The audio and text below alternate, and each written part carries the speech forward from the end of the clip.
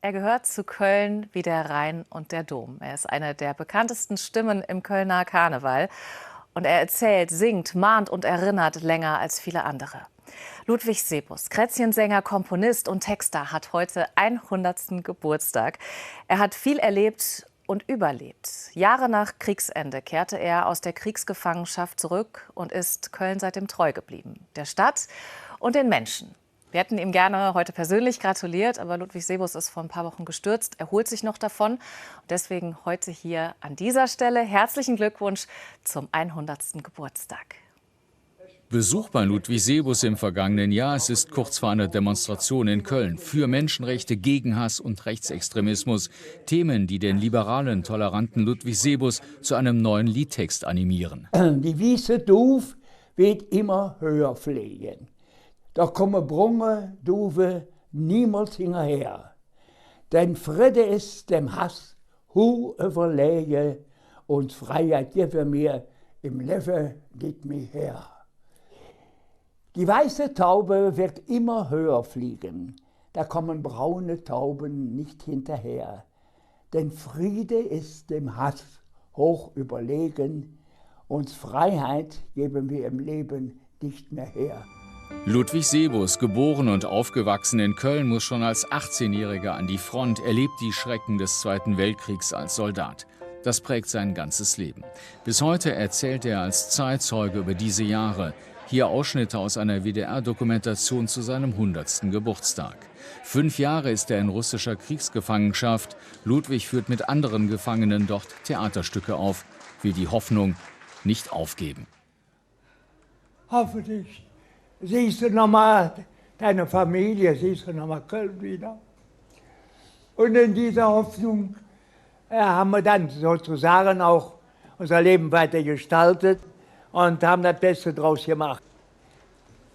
Man sieht, wie es ihm heute immer noch nahe geht und das, was unfassbar ist eigentlich, Ludwigs Karriere als Entertainer, ja, die dann ja nach dem Krieg in Köln ihren Anfang nimmt, beginnt in einem Kriegsgefangenenlager. Und 1955 kehrt Ludwig Sebus zurück nach Köln. Es ist ein Moment gewesen, der so tiefgreifend war. Man stand dann nachher in diesen Waggons und hat dann nur, als es dann langsam auf Köln lag, nur Ausschau gehalten. Siehst du noch die Spitzen vom Dom? Und wenn du die siehst... Dann tritt der Karneval in sein Leben.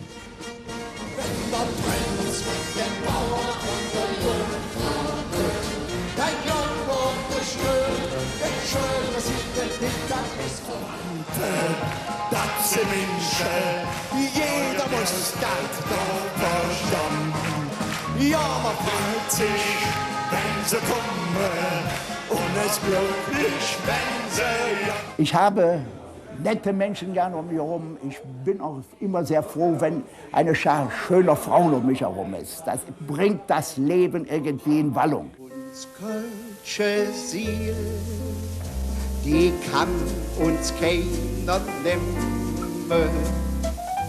Die hätt der Herrgott, die...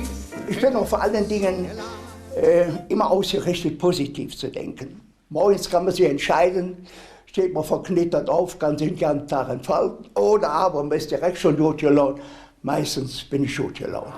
Und Ludwig Sebus ist weiter kreativ. Inzwischen hat der Liedtext der Weißen Taube vom Anfang des Beitrags auch eine Melodie bekommen. Die Wiese du, weht immer höher fliegen. Die Wiese du, weht immer höher fliegen. Und selbst Brummen können da nicht hinterher. Denn Friede ist dem Hass überlegen, uns Freiheit immer im Leben nie her.